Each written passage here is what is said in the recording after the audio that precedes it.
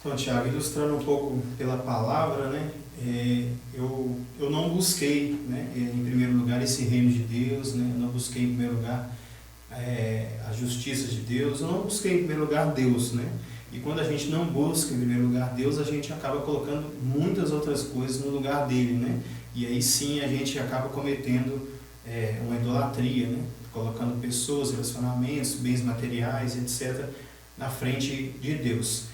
Então, eu cresci na família católica, né, tradicionalmente católica, né, meu pai e minha mãe vieram do interior e venceram na vida aqui, meu pai como policial militar, minha mãe como uma do lar mesmo, costureira, trabalhando, fazendo algumas atividades em casa e cuidando da família, né.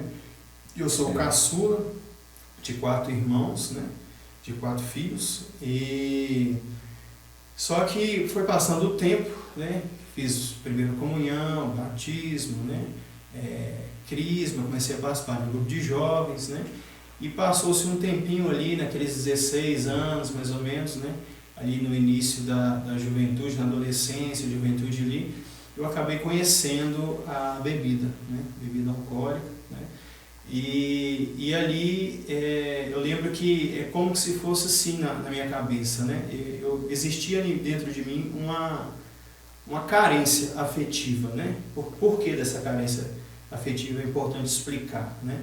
Porque o meu pai, né, ele trabalhava dia e noite para sustentar a família, né? Então ele trabalhava muitas vezes de noite virando plantão na PM e de dia como pedreiro e tantas outras coisas, né? Então eu cresci um pouco com essa ausência de atenção paterna, principalmente, né?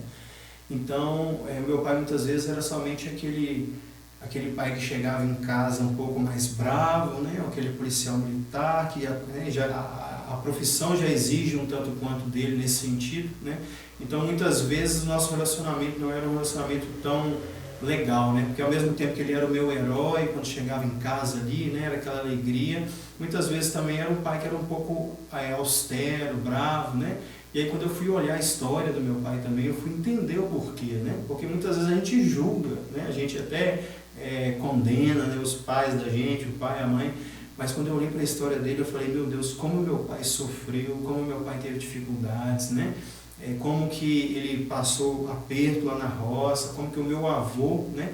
Ele era uma pessoa também brava, né?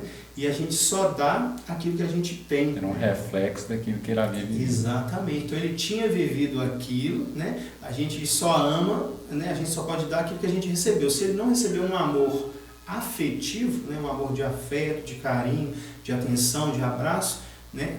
Ele dificilmente conseguiria me passar aquilo que ele não recebeu. Então não era culpa dele, era culpa da história de vida, algo ali, né? Então graças a Deus que eu consegui enxergar isso. Só que até eu enxergar isso passou muito tempo, né? E aí a gente tinha algumas desavenças, né? Eu era um tanto quanto, por conta dessas dificuldades de relacionamento com ele, um filho rebelde, né? Posso dizer que eu era o filho que deu mais trabalho para ele nesse sentido, né?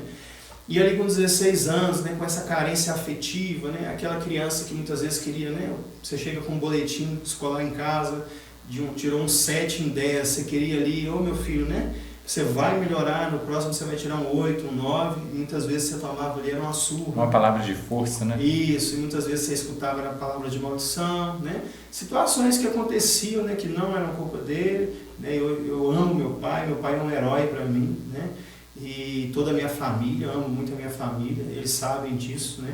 Mas a história de vida, nossas feridas, muitas vezes, né, causam ferida nos outros, né? Aquele que fere, muitas vezes, é aquele que está ferido, primeiramente, né?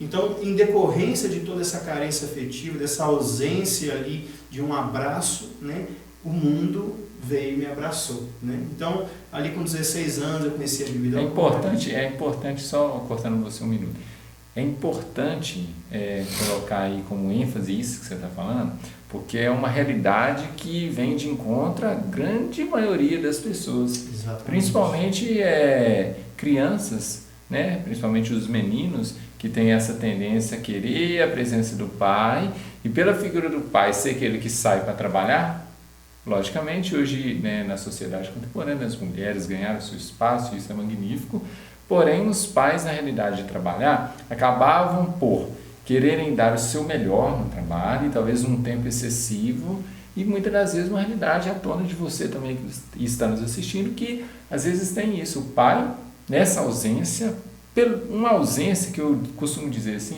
que é uma ausência num bom sentido. Exatamente. Porque a atitude é boa. É boa. Porém, talvez, porque grande maioria dos pais, você é pai, eu sou pai, às vezes nós temos um pensamento assim, de dar aos nossos filhos condições que nós não tivemos. Porém, é um grande erro, porque nem sempre o dar, nem sempre a melhor condição é o que realmente vai os tornar, como nós nos tornamos, pessoas maduras, fortificadas através daquilo que nós não tivemos. Né? Eu bem me lembro, minha infância muito precária de muitas coisas, e acredito que talvez a sua em algum determinado momento sim, e isso nos fez também ser quem nós somos. Então, eu acho muito importante, relevante isso que você falou, para que as pessoas possam ter essa dimensão de atualidade. Porque o problema é o excesso, talvez, né, do amor efetivo, dos bens materiais, né, da escola, do curso, né, de não deixar faltar nada para que você seja um bom filho na escola, né, tudo, mas só que o excesso disso e muitas vezes a escassez do amor afetivo, né? Total. Hoje em dia, qual que é um dos erros de tantos pais, né? Pega uma criança pequena, coloca no balé, no judô, na natação, no inglês, né? Em tantas coisas, né? Então ali ele está dando de certa forma um amor efetivo, né? Só que ele está sobrecarregando aquela criança e muitas vezes a criança não tem tempo nem de brincar, né? E muito menos ainda de estar com os pais. Ou talvez nem era aquilo que era querido. Exatamente. Então, essa ausência, né, por um motivo bom, mas também às vezes provoca uma lacuna, né? E essa lacuna, muitas vezes, o inimigo está ali esperando para poder fazer o trabalho dele, né? Qual que é o trabalho dele? Matar, roubar, destruir, né? E principalmente destruir as famílias, né? Então, com 16 anos ali, conheci a bebida alcoólica, mas o sentido da bebida para mim era o seguinte, a atenção das pessoas. Eu me sentia dentro daquele convívio, né, sociável, né? Então, se eu bebesse, eu tinha a atenção das pessoas, consequentemente eu tinha aquela atenção que supria uma carência que tinha dentro de mim, né? Então é aquele vazio que eu tinha dentro do meu peito sendo preenchido por algo que na verdade é o que a gente falou na palavra, eram coisas, né? Não era a presença de Deus, né? Mas eram coisas que me anestesiavam mediante aquele sofrimento, aquela ferida que eu tinha, né?